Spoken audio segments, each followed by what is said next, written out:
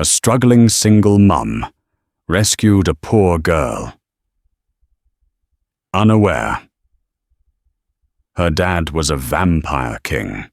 Please, my feet are so cold, they don't feel like mine anymore. The voice was a silver thread, fraying against the jagged edges of a mountain wind. Demetria Whitbourne froze, the heavy grocery bags cutting into her frost-bitten fingers.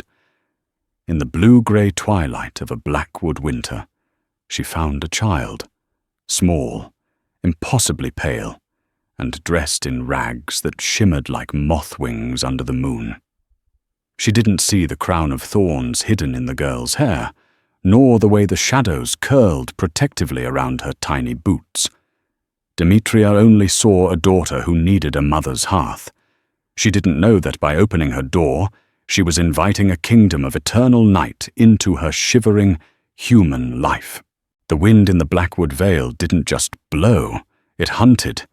It sought out the gaps in window frames, the thin patches in wool coats, and the cracks in a woman's resolve. Demetria Whitbourne tucked her chin into her scarf, her boots crunching over the obsidian-coloured ice that coated the village road. At 28, Demetria's life was a series of rhythmic fatigues, the rhythm of the sewing machine at the textile mill where she spent 10 hours a day, the rhythm of her 5-year-old son, Toby's breathing, as he slept in the tiny, drafty attic room they called home, the rhythm of the debt collector's knocks on the door, hollow, insistent, and terrifying.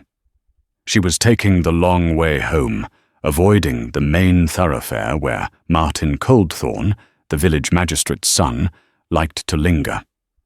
Martin had eyes like wet stones, and a habit of making Demetria feel like a piece of meat he was waiting to see go on sale. The path through the old orchard was silent, save for the groan of frozen apple branches. Then she heard it. A soft, rhythmic clicking, like pearls hitting a wooden floor. Demetria stopped. Her own breath came out in a ragged plume of white. "Toby," she whispered, though she knew her son was safe with Mrs. Morecrest. There, huddled beneath the skeleton of a fallen oak, sat a girl who looked no older than 7. She was draped in a dress of tattered silk, a deep, bruised violet color that seemed to absorb the dim moonlight. Her skin wasn't just pale, it was translucent, showing the faint, lilac tracery of veins beneath. "Sweetheart?" Demetria dropped her bags. The sound of a falling loaf of bread was loud in the vacuum of the snow. The girl looked up. Her eyes were the color of a winter lake just before it freezes solid, a startling, piercing gray. She wasn't crying. There were no tears, only a profound, ancient stillness. "I am lost," the girl said. Her voice didn't sound like a child's. It had a resonance, a weight that vibrated in Demetria's chest. The carriage, it broke upon the iron bridge. The horses ran into the dark. Demetria moved toward her, her maternal instincts overriding the sudden, prickling sensation at the base of her neck. The air around the girl felt different, colder, yes, but also heavy, like the atmosphere before a massive thunderstorm. "Where is your father? Your mother?"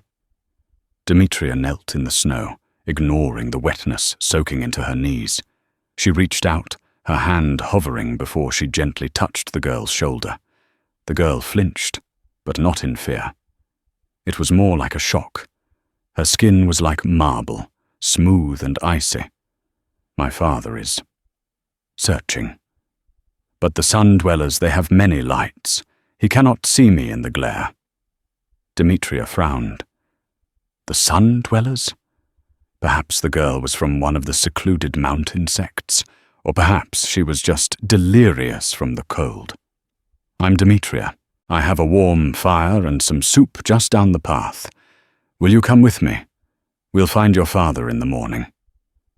The girl looked toward the deep forest, where the shadows seemed to be moving, knitting themselves together into tall, jagged shapes. For a moment, she looked terrified, not of the dark, but of the distance between her and it. "He will be angry," the girl whispered. "No father is angry when his daughter is safe," Demetria promised, wrapping her own coat around the small frame. As they walked toward the cottage, Demetria felt the girl's hand in hers. It didn't warm up. Even as they stepped into the small kitchen and the heat of the wood stove hit them, the child, who said her name was Evelise, remained as cold as the frost on the glass. Demetria didn't notice that, as they crossed the threshold, the salt she had sprinkled for luck across the doorway turned black as charcoal. She only saw a child who looked like a wilting lily, unaware that the roots of this flower were buried in the soil of a tomb. Inside the cottage, the firelight danced off the peeling wallpaper and the cracked teacups. Demetria moved with practiced efficiency, stoking the embers until the hearth roared with orange defiance. "Sit, Evelisa, right there by the heat." The girl sat on the edge of the wooden stool, her back perfectly straight. She watched Demetria with an intensity that was unnerving. She didn't look at the fire. She looked at the shadows the fire cast. Demetria brought a bowl of broth. "It's not much, but it's warm." Evelise looked at the spoon as if it were a strange surgical instrument. She took a sip, then another. A faint, rosy tint touched her cheeks, but her eyes remained sharp, tracking every movement Demetria made. "You have a son," Evelise stated. It wasn't a question. Demetria smiled, though it was tired. "Toby. He's sleeping over with a neighbor tonight, so I could work the late shift. You'll meet him tomorrow. He has enough energy for 3 boys." Evelise tilted her head. Energy. I remember that. It feels like a humming string. Demetria laughed softly, though a part of her felt a sudden, sharp pang of pity. This child talked as if childhood were a distant, half-forgotten memory. "Something like that. Why are you dressed like this, Evelise? This silk? It's worth more than this entire house." The girl looked down at her bruised violet skirts. "It is the mourning dress for the queen who sleeps in the mountain." "Your mother?" "She has been sleeping for a long time," Evelise said quietly. Suddenly she stiffened, her nostrils flared, and she turned her head toward the door. "What is it?" Demetria asked, her heart hammering. "He is near," Evelise whispered.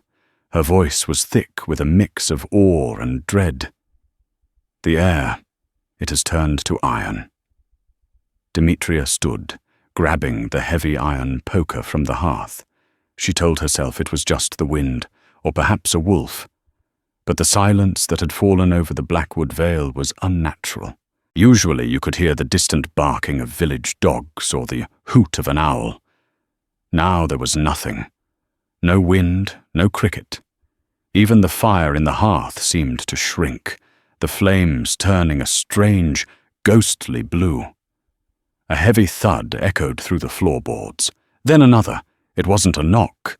It was the sound of something massive coming to a halt outside. Demetria went to the window, wiping the condensation away with her palm. In the clearing stood a horse. It was a beast of nightmare, standing nearly 7 feet at the shoulder, its coat a midnight black that seemed to bleed into the darkness. It had no bridle, no saddle, and perched upon its back was a man. He wore a long, fur-lined cloak that billowed around him like smoke. Even from the distance, Demetria could see the flash of silver at his throat and the way the moonlight seemed to bend around him, as if he were a gravitational force. "Evelisa," the man's voice called out. It wasn't loud, but it cut through the walls of the cottage like a blade. It was a voice used to commanding armies, used to being obeyed by the very earth itself. The girl stood up, her face transformed. The stillness was gone, replaced by a desperate, regal poise. "Stay behind me," Demetria said, her voice trembling. She stepped toward the door, her hand on the latch. I don't know who he is, but he's not taking you until I'm sure you're safe. Demetria, no, Evelise warned. But it was too late. Demetria threw the door open. The cold that rushed in wasn't the cold of winter. It was the cold of the void between stars. The man on the horse looked down at her. His eyes were not grey like his daughter's. They were the colour of dying embers, dark, glowing gold hidden behind a veil of ancient soot. His face was a masterpiece of harsh angles and tragic beauty, his lips a thin, cruel line. Human, he said, the word sounding like a curse and a curiosity all at once. You have something that belongs to the Ashglade throne. I have a child who was freezing in the snow, Demetria snapped, her fear turning into the hot, sharp anger of a protector. And I don't care if you're a king or a beggar. You don't leave a girl like her alone in the Blackwood. The man went silent. The massive horse blew a cloud of steam from its nostrils, and where the breath touched the snow, black roses of ice bloomed instantly. He dismounted in one fluid motion, appearing before Demetria so quickly she didn't see him move. He was a head taller than her, smelling of cedarwood, old parchment, and something metallic, like blood on a cold shield. You speak to Evander Ashglade with a sharpened tongue, he murmured, leaning in. His shadow fell over her, and for a heartbeat, Demetria felt a strange, terrifying pull toward him, a yearning for the dark he carried. Few live to finish such a sentence. Then do what you will, Demetria whispered, refusing to look away from that golden, predatory gaze. But the girl stays warm. Evander's eyes flickered. For the first time, the cruelty in his expression wavered, replaced by a flicker of something that looked dangerously like respect. Then, over Demetria's shoulder, he saw his daughter. Evelise, he said, his voice softening into a low rumble. Come, the moon is setting, and the borders are thin. But as Evelise stepped forward, she stumbled. The human food, or perhaps the warmth of the house, had worked a strange alchemy on her. She fell into a faint, her small body collapsing toward the floor. Demetria caught her, but as she did, she felt the king's hands overlap hers. The contact was like an electric shock. A vision flashed through Demetria's mind, a castle made of glass, a sky with 3 moons, and this man, Evander, weeping over a stone sarcophagus. She is burning, Evander hissed, his hand recoiling from the girl's forehead. What have you done to her? What poison is this? It's a fever, Demetria shouted. She's sick, you fool. She needs a doctor, not a horse. Evander looked at his hands, then at the humble, glowing cottage. He looked like a god trapped in a cellar. There are no doctors for our kind in this wretched valley, he said, his voice dropping to a dangerous whisper. He looked at Demetria, his eyes burning with a desperate golden light. You have kept her alive this long. You will finish the task. If she fades, this village will not see another sunrise. The king of the Ashglade did not ask. He occupied. Within minutes, the small cottage felt like a fortress under siege. Evander Ashglade stood in the corner of the kitchen, his presence so vast that the ceiling seemed to bow. He refused to sit. He refused to touch anything.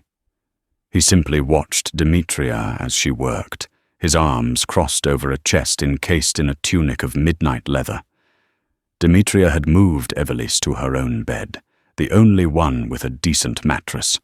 She was applying cool compresses to the girl's head, her mind racing. She had a vampire king in her kitchen. She knew what he was now. The stories the elders told during the solstice weren't just stories. The pale lords of the north, the ones who traded in blood and secrets. Why was she alone? Demetria asked, not looking back at him as she wrung out a cloth. My carriage was ambushed, Evander said. His voice was like a low cello note. By those who believe my blood can grant them immortality. They are mistaken. It only grants them a longer window in which to suffer. Martin Coldthorn's father, Demetria whispered. He's been obsessed with the devil's gold in the mountains.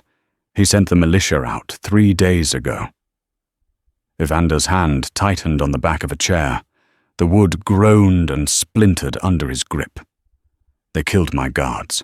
They separated me from my heart. If they had touched her. The air in the room grew heavy again. Demetria turned around. They didn't.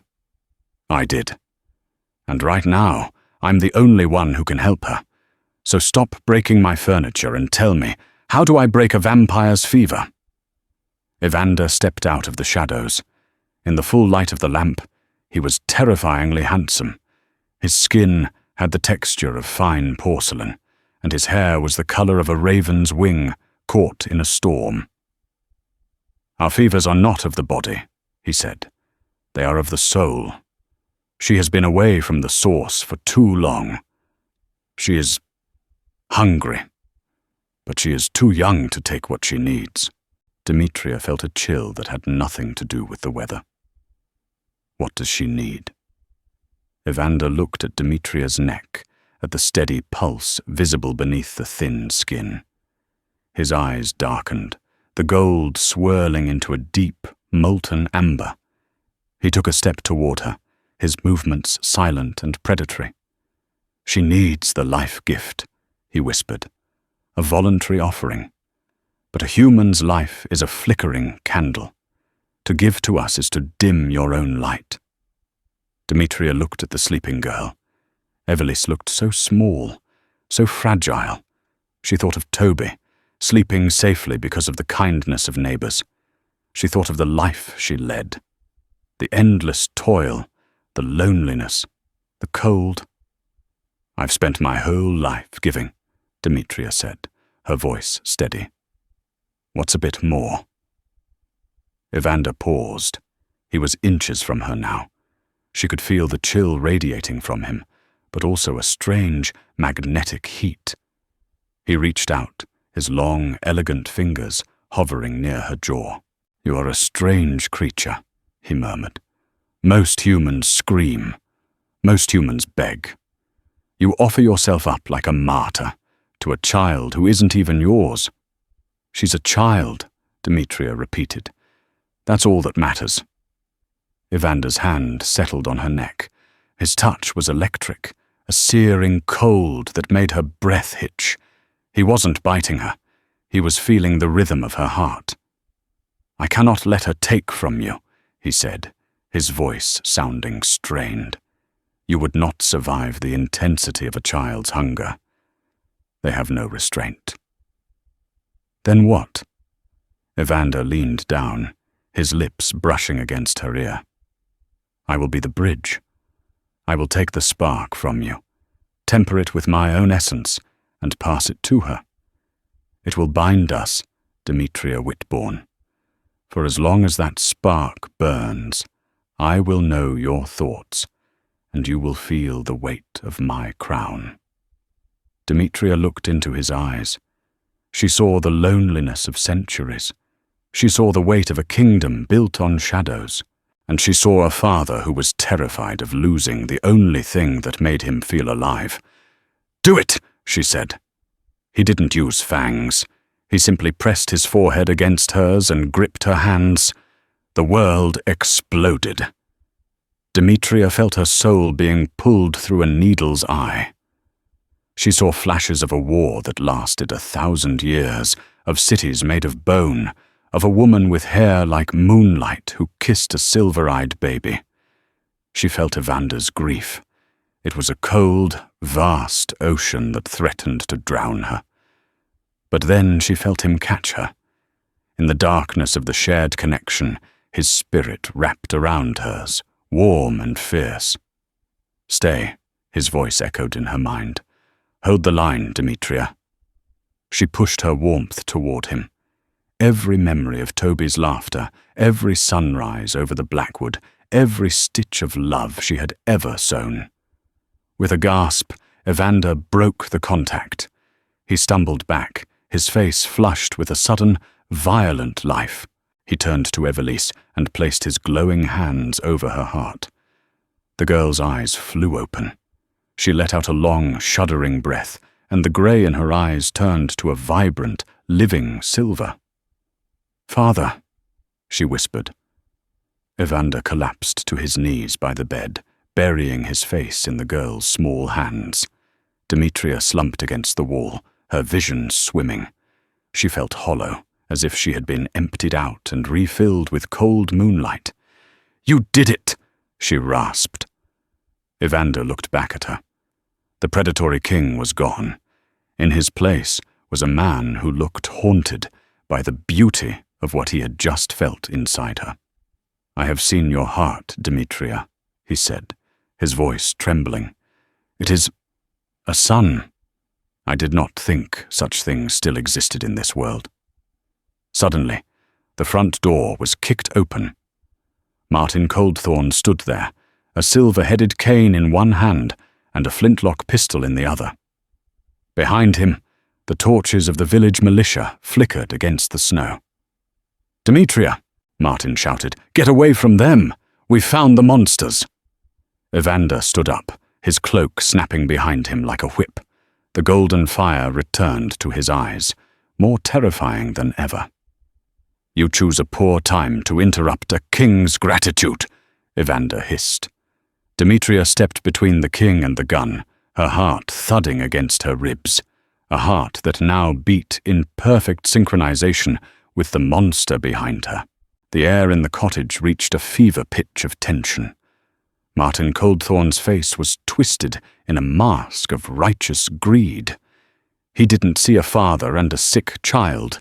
He saw the legendary wealth of the Ashglade, the silver ore, the eternal life, the power that would make him more than just a magistrate's son in a dying village. "Demetria, step aside!" Martin barked, his finger tightening on the trigger. "That thing behind you is the devil that slaughtered the scouts near the pass. He's bewitched you." "He didn't slaughter anyone who wasn't trying to murder him," Demetria shouted back. Her hands were trembling, but her stance was iron. "There's a little girl in that bed, Martin. A child. Have you no soul?" Martin's eyes flickered to Evelise, but there was no pity there. "The whelp of a wolf is still a wolf. I'm saving this village. Now move, or the law will treat you as a traitor." Behind Demetria, a sound began to rise, a low, rhythmic thrumming like the vibration of a massive hive. It was Evander. He wasn't breathing. He was oscillating with a power that made the air feel thick and metallic. "You speak of law to a sovereign." Evander's voice was no longer human. It sounded like the tectonic plates of the earth grinding together. "You speak of monsters while holding a weapon of cowardice." In a blur that the human eye couldn't follow, Evander was no longer behind Demetria. He was across the room. The flintlock pistol in Martin's hand didn't fire. It disintegrated. The metal groaned and shattered into 1,000 tiny fragments that fell like black snow to the floorboards. Martin screamed, clutching his hand, which was now bleeding from dozens of microscopic shrapnel wounds. The militiamen at the door surged forward, their pitchforks and rusted swords raised. "Enough!" Demetria's voice cracked like a whip. The room went still. Not because they respected her, but because the shadows in the corners of the room had suddenly detached themselves from the walls. They were coiling around the feet of the men, solidifying into obsidian chains. Evander looked at Demetria. The golden fire in his eyes was blinding now, but he held himself back, his hands clenched into fists at his sides. He was waiting. He was offering her the choice. "If you kill them," Demetria whispered, her eyes searching Evander's, "you will never be able to come back. And I will have to live with the blood of my neighbors on my doorstep." "They would kill us both, and my daughter," Evander rasped. Is their lives worth more than ours?" "No," Demetria said. She looked at Martin, who was whimpering on the floor, and at the terrified men in the doorway. "But they are ignorant. Don't become the monster they think you are."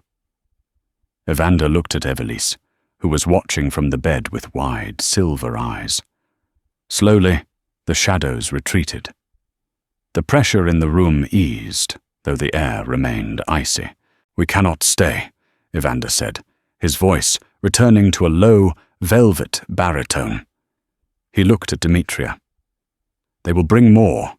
They will bring the church's fire and the magistrate's iron, and they will take your son as leverage." Demetria's heart stopped. "Toby." "I have to get him," she breathed, moving toward the door. "No," Evander said, catching her arm. His touch was no longer shocking. It felt like a grounding wire. "If you go to the Moorcrest farm, you lead the hunters straight to him. I have already sent word." "Sent word? How?" "The ravens of the Blackwood are mine," Evander said. Even as he spoke, a massive black bird landed on the windowsill, its eyes glowing with a faint, reflected gold. It tapped 3 times on the glass. "He is being moved to the high pass. My general, Adrius Crestmore, has him. He is safe, Demetria. Safer than he has ever been in this valley." Demetria felt a wave of vertigo. Her son, her life, her world. It was all being swept away by this midnight tide. She looked at the small kitchen, the place where she had struggled and survived for years. It looked small now. Insignificant. "Come with us," Evander said. It wasn't a command. It was a plea. "The bond we shared. It cannot be broken by distance. If you stay, you will wither. If you stay, they will break you to find me." Demetria looked at the men at the door, who were slowly regaining their senses. Martin was looking at her with a hatred so pure it was almost beautiful. "I have nothing left here," she whispered. She walked to the bed and picked up Evelise. The girl was light, but her skin was warming, a side effect of the life gift Demetria had provided. "Let's go," Demetria said. Evander stepped to the door. The militiamen scrambled back, falling over each other to get out of his way. He didn't even look at them.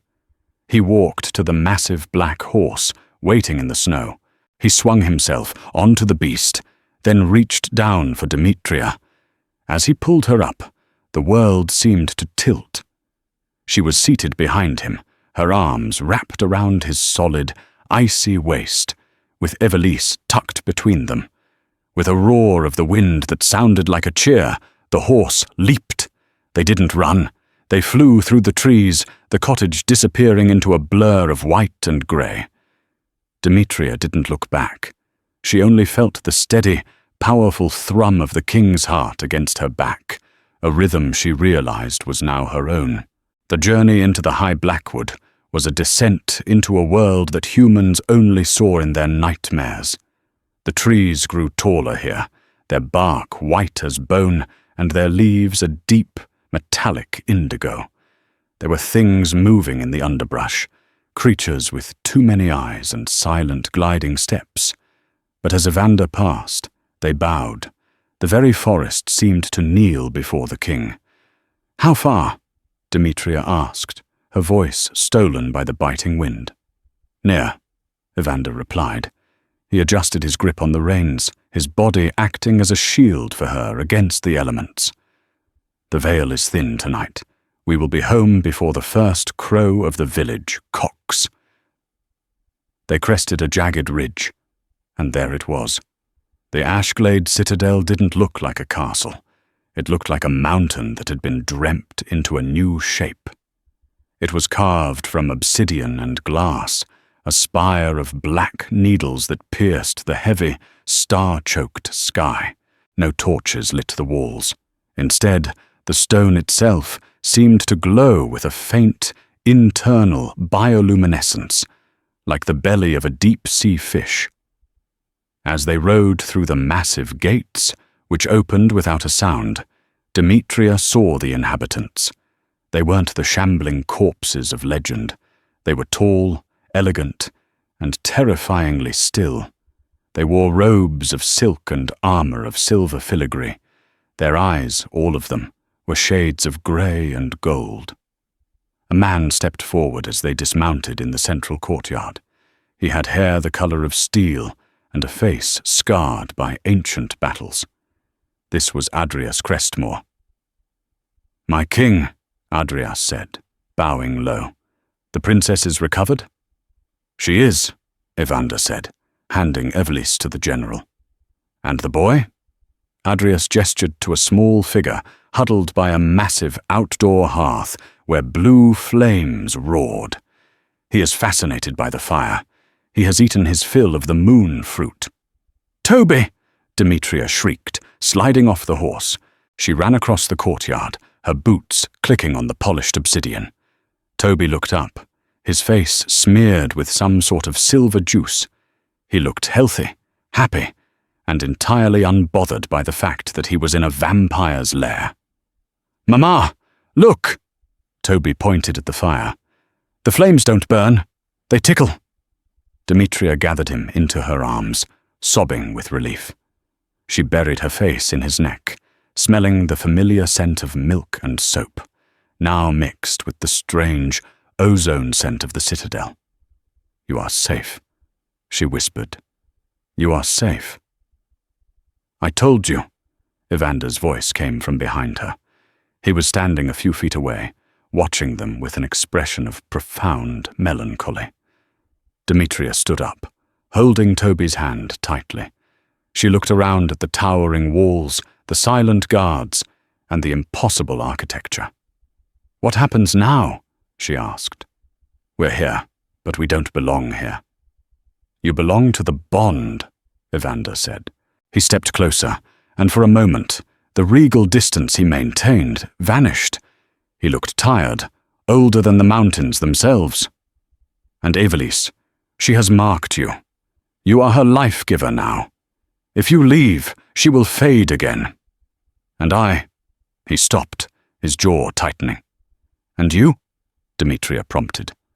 "I have not felt the sun in 500 years, Evander whispered, so low that only she could hear. "But when I am near you, I feel its warmth. It is a torture I am not sure I can survive, Demetria." Before she could respond, a woman emerged from the main hall. She was dressed in mourning black, her face a mask of cold, sharp beauty. This was Henrietta Morecrest's sister, but changed, turned long ago into one of the high-born. "The human must be prepared," the woman said, her voice like ice cracking. "The High Council is already gathering. They do not take kindly to a mortal sharing the king's soul." Evander's eyes flared gold. "The council serves at my pleasure, Elara. They serve the crown, Evander." "Not your heart," Elara replied, her gaze lingering on Demetria with a mixture of pity and hunger. "Take the boy to the nursery. The woman comes with me." Demetria felt Toby's grip tighten. She looked at Evander, silently begging for a sign. "Go with her," Evander said softly. "You need rest, and you need to look like the ward of a king, not a weaver from the Vale. I will handle the council." As Demetria was led away, she felt a sudden, sharp pull in her chest, a physical ache that didn't go away until Evander was out of sight. The bond was no longer a theory, it was a tether, and it was pulling her deeper into the dark. The chambers Demetria was given were larger than the entire mill where she used to work. The walls were hung with tapestries that moved when you weren't looking, depicting scenes of stars falling into the sea. Elara and a group of silent servants bathed her in water that smelled of crushed violets and old memories. They dressed her in a gown of midnight velvet, with sleeves that draped like shadows and a collar of silver lace that felt like a light weight around her throat. "Why are you doing this?" Demetria asked, as Ilara brushed her hair. Because you are a catalyst, Ilara said, her eyes meeting Demetria's in the mirror. Since the queen died, this kingdom has been a tomb. Evander has been a statue. You have brought the noise of life back into these halls, and that makes you dangerous. I'm just a mother, Demetria snapped. You are a mother who gave her soul to a vampire princess, Ilara countered. That makes you a part of the royal lineage, whether the council likes it or not. Demetria looked at her reflection. She didn't recognize the woman in the mirror. Her skin seemed more luminous, her eyes a deeper, more vibrant brown. The exhaustion that had dogged her for years was gone, replaced by a strange, humming vitality. A knock sounded at the door. It wasn't a servant. It was the heavy, rhythmic thud of the king. Ilara bowed and retreated, taking the others with her. Evander entered. He had changed into a ceremonial robe of black and silver, a heavy chain of office around his neck. He looked every inch the King of Cinders, but his eyes were soft as he looked at her. The gown suits you, he said. It feels like armor, she replied, smoothing the velvet. He walked to the balcony, which looked out over the endless, frozen peaks of the Blackwood. The wind howled outside, but inside, the room was eerily still. I told you about the Queen, he said, his back to her. My wife, Serafina. Evelisa said she's been sleeping for a long time. She is not sleeping, Evander said, his voice cracking. She is preserved. She was poisoned by the same men who now seek my daughter. A slow, magical rot that we could not stop. I have kept her in a stasis of ice for a century, hoping to find a cure. Demetria felt a pang of jealousy, followed immediately by a wave of shame. You still love her? I love the memory of what we were, Evander said, turning to face her. But Serafina was of the night. She was cold, elegant, and distant. She was the moon. He stepped toward her, his presence overwhelming. You are the fire in the hearth, he whispered. You are the smell of rain on dry earth. You are everything we lost when we turned away from the light, and the council knows it. They fear that if I stay bound to you, I will try to lead our people back into the sun. They would rather see you dead than see their king become human again. Demetria reached out, her hand trembling as she touched the silver chain on his chest. And what do you want, Evander? He looked down at her hand, then up at her face. The hunger in his eyes was no longer for blood. It was for the connection, for the warmth, for the soul that now beat in time with his. I want to protect you, he said. But to do that, I must make a choice. The council has demanded a trial. They want to see if the bond is true, or if you are a spy for the Coldthorns. A trial? How? A descent, he said, into the well of echoes. You will be forced to face your deepest fears, and I will be forced to watch. If we are truly bound, I will be able to pull you out. If not, I stay there, Demetria finished. I will not let that happen, he promised. Suddenly, a horn blast echoed through the citadel, harsh, brassy, and filled with alarm. Evander ran to the balcony. Below, in the mountain passes, thousands of torches were winding their way up the slopes. It wasn't just the village militia. It was an army, flying the banners of the Iron Church. They have found the secret path, Evander hissed. Martin's father. He must have used the blood of the guards he captured to track us. He turned back to Demetria, his face a mask of cold fury. The trial must wait, he said. Tonight, the Ashglade goes to war, and you, Demetria, you must stay in the shadows. If they find you, they find my weakness. He kissed her forehead, a touch of ice and fire, and disappeared into the gloom of the hallway. Demetria stood alone in the center of the vast room, the velvet of her dress feeling like a shroud. She could hear the screams of the mountain ravens and the sound of steel being drawn. The night was no longer her sanctuary. It was a battlefield. The siege of the Ashglade was not like the wars of men. There were no catapults or siege towers. The iron church brought fire, holy white phosphor, that burned even on the surface of the obsidian, turning the black mountain into a beacon of agonizing light. From her high chamber, Demetria watched the slopes. The night was gone, replaced by a blinding, chemical glare. She could see the thousands of armored figures winding up the narrow trails, their shields reflecting the white flames. But she didn't just see the battle, she felt it. The bond she shared with Evander had become a conduit for agony. Every time a phosphor bolt struck the citadel's outer wards, a jolt of static electricity raced across her skin. Every time Evander exerted his power, her own heart hammered against her ribs, as if it were trying to keep pace with a titan. "Mama, look," Toby whispered, standing beside her. He wasn't crying. His small face was set in an expression of preternatural calm. "The fire, it's hungry." He was right. The phosphor fire was designed to eat magic, to consume the very shadows the vampires called home. Demetria pulled him away from the balcony, but the heat was already seeping through the stone. The air smelled of ozone, burnt sulfur, and the metallic tang of blood. In the distance, she heard the rhythmic chanting of the Inquisitors. It wasn't a prayer, it was a weapon, a low, droning hum that seemed to vibrate the very marrow of her bones. It was a frequency meant to paralyze the undead, but on Demetria it felt like a heavy fog settling over her mind. Suddenly, the silence of the room was shattered. The heavy obsidian doors didn't open. They were kicked from their hinges with a sound like a thunderclap.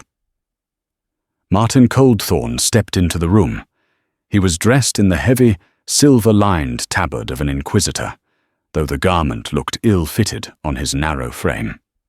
Behind him were 4 men in full plate armor, their faces hidden behind grilled visors. They carried long, hooked spears designed to drag prey from the shadows. "The king's weakness," Martin sneered.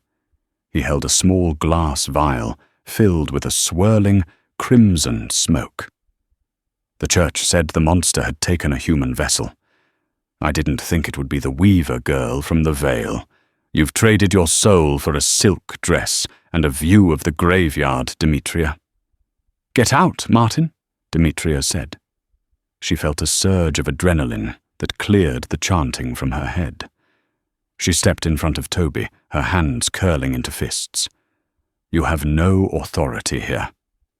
"I have the authority of the fire," Martin countered, his eyes gleaming with a feverish, drug-like intensity. He gestured to the Inquisitors. "Take the boy. The woman is to be purged in the well. The council has already agreed. They'd rather let the church burn her out than let their king stay tethered to a mortal." Demetria lunged for Toby, but the Inquisitors moved with a mechanical, relentless speed. One of them caught her by the hair, throwing her toward the wall. She hit the stone with a sickening thud, spots of light dancing in her vision. Through the haze, she saw them grab Toby. The boy let out a shriek that wasn't human. As the Inquisitor's gloved hand touched Toby's arm, a flash of blue fire erupted from the boy's skin. It wasn't the white phosphor of the church. It was the cold, starlit blue of the Ashglade. The Inquisitor was thrown back across the room, his armor glowing a dull, hot red as if he'd been struck by lightning. Martin froze, his mouth agape. "The child! He's already turned! He's a monster! He's my son!" Demetria roared. She felt the bond in her chest snap tight. She didn't have fangs or shadows, but she had the king's rage. She closed her eyes and reached into the darkness, screaming Evander's name in the silence of her mind. "Evander!" They have Toby!" Halfway down the mountain, Evander Ashglade stopped. The soldiers around him saw their king's golden eyes turn into twin suns of molten fury. He didn't speak. He simply turned toward the high spire and vanished, leaving only a crater of cracked obsidian where he had stood. But Martin was a cornered animal. Seeing the blue fire, he realized he couldn't control the boy. He grabbed Demetria by the collar of her velvet gown and dragged her toward the secret passage behind the tapestry. "If I can't have the silver, I'll have the sacrifice," Martin hissed. "The well is waiting, Demetria. Let's see if your devil can swim in the echoes of his own sins." Demetria fought, clawing at his bandaged hand, but the inquisitors recovered, pinning her arms. As she was dragged into the dark, cold passage, the last thing she saw was Toby, huddled on the floor, his small hands still flickering with a dying, starlit glow. The Well of Echoes was a place where the mountain stopped breathing. As Martin dragged Demetria down the spiraling obsidian stairs, the air grew thick with the scent of old sea salt and something metallic, like blood on a rusted blade. The silence here wasn't empty. It was heavy, pressed against her eardrums like a weight. This was the foundation of the Ashglade, the hollowed-out heart where the first vampires had buried their mortality. They reached the central cavern. It was vast, the ceiling lost in a gloom that even the torches couldn't pierce. Jagged pillars of salt rose from the floor like the teeth of a subterranean beast, crusted with a faint, bioluminescent lichen that pulsed with a slow, sickly blue. In the center sat the well. It wasn't a structure, but a natural pool of water so black it seemed to swallow light. It didn't ripple. It didn't reflect. It simply waited, a liquid void that smelled of the very beginning of time. Martin threw Demetria to the salt-crusted ground. Her knees burned, the sharp crystals cutting through her velvet gown. Behind them, the inquisitors stood in a rigid semicircle, holding a struggling Toby. The boy's eyes were fixed on his mother, his terror so palpable it felt like a physical vibration in Demetria's chest. "The human has been brought," a voice intoned. The High Council emerged from the shadows between the salt pillars. They looked less like people and more like statues carved from ice. Their leader, a vampire with eyes like dead stars, stepped forward. "The Ashglade throne is under siege because of this tether," the leader said. "The king bleeds for a mortal. If the bond is true, the well will acknowledge her. If she is an interloper, the echoes will consume the thread of her life."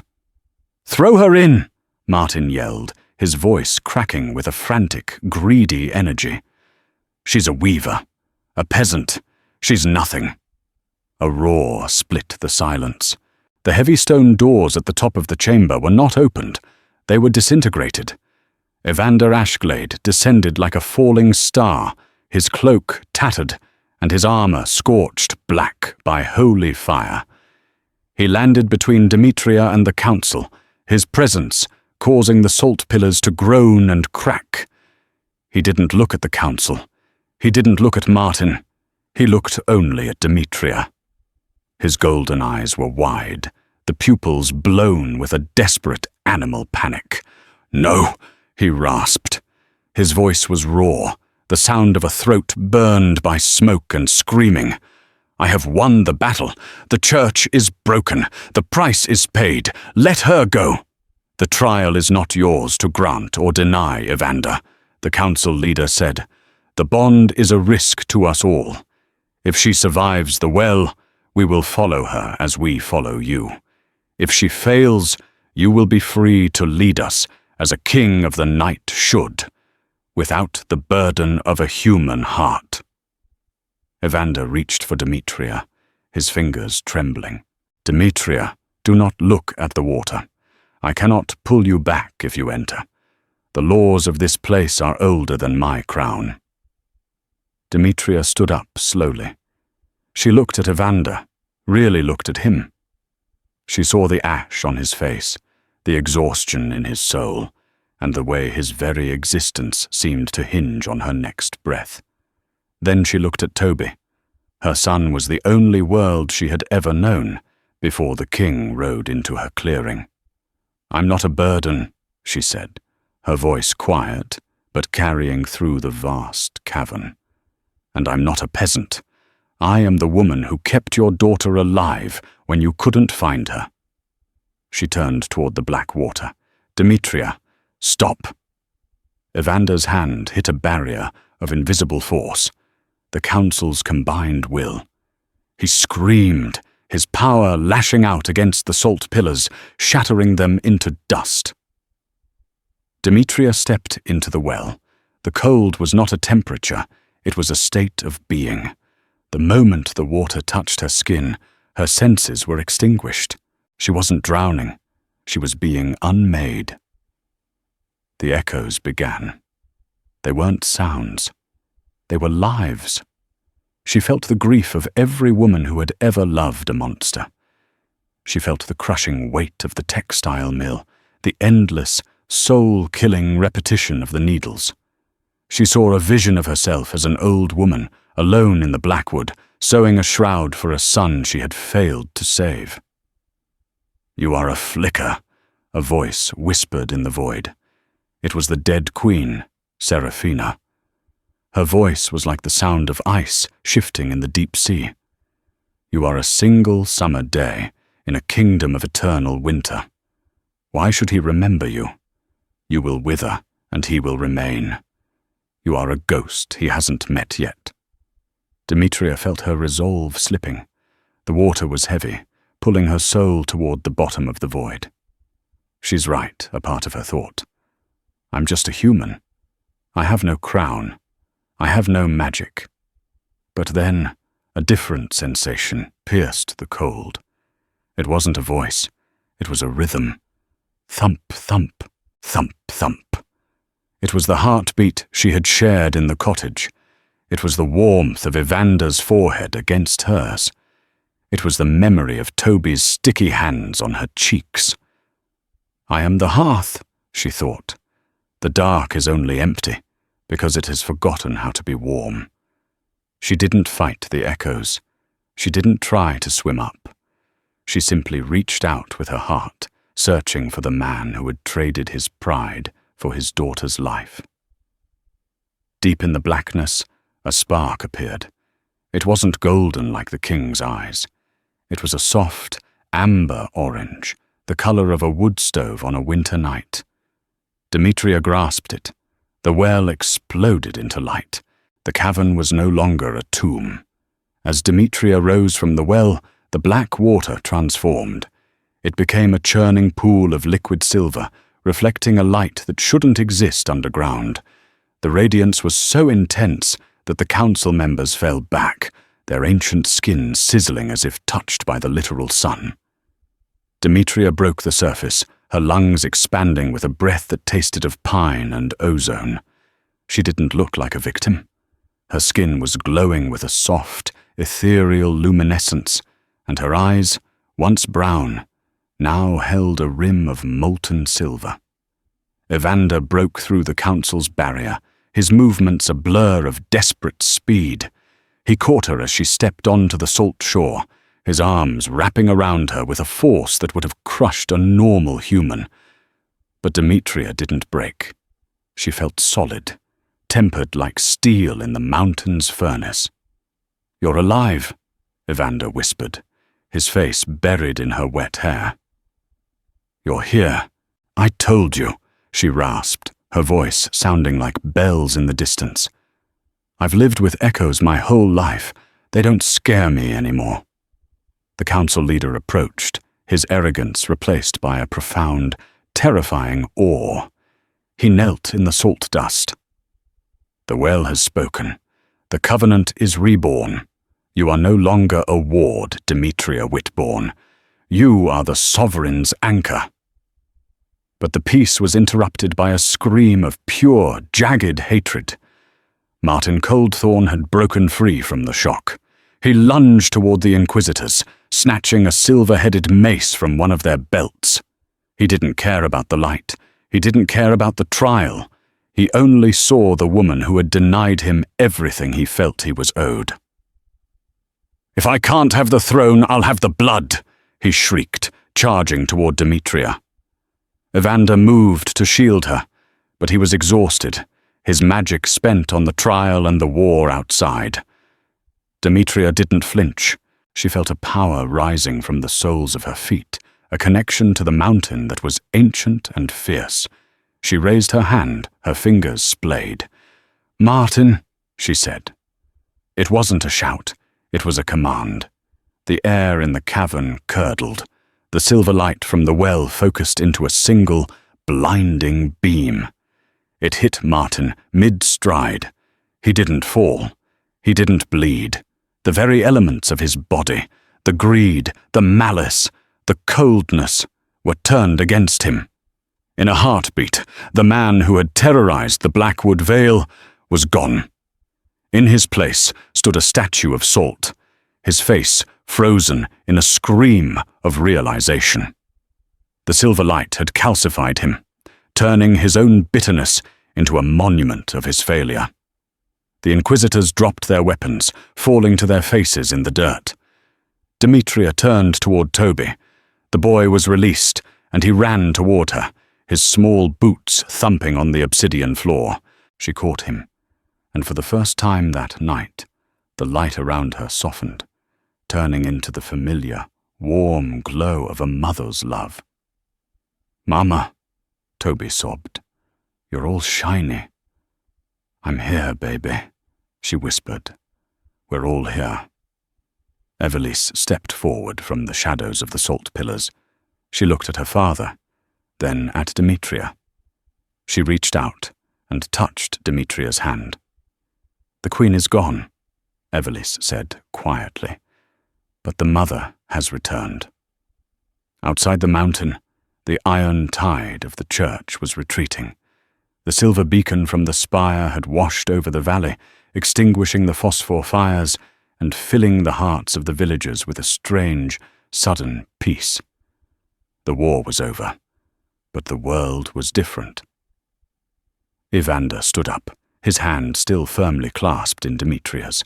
He looked at the council, at the Inquisitors, and then up toward the surface.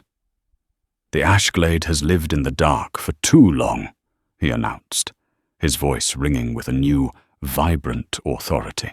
"We built this kingdom on the fear of the sun. But tonight, we have found a light that does not burn. We will no longer be the monsters in your stories. We will be the guardians of the Vale." Demetria looked at him, and she saw the man she had rescued in the clearing, the man who was finally free of his own crown. "What now?" she asked. "Now," Evander said, a rare, beautiful smile touching his lips, "we go home, and this time we leave the door open. The snow still falls in the Blackwood Vale, but the wind no longer hunts. High in the mountains, the obsidian spire has changed. Its windows are no longer dark. They glow with the warmth of 1,000 candles. The villagers of the Vale look up at the mountain and no longer tell stories of devils and monsters. They tell stories of the Weaver Queen and the King of Silver, who together broke the curse of eternal night." Demetria Whitbourne no longer hears the rhythm of the sewing machine. She hears the laughter of two children, a silver-eyed girl and a dark-haired boy, as they run through fields of mountain lilies that bloom in the moonlight. She feels the steady, protective pulse of the man who chose a soul over a crown. Their love is a cinematic masterpiece, written in the frost and the flame, a bond that defies both time and tragedy. In the heart of the Ashglade, the sun never sets, for it lives in the eyes of a woman who found beauty in the dark and a king who found his life in the light. Like this story, share the love and subscribe for more cinematic romances.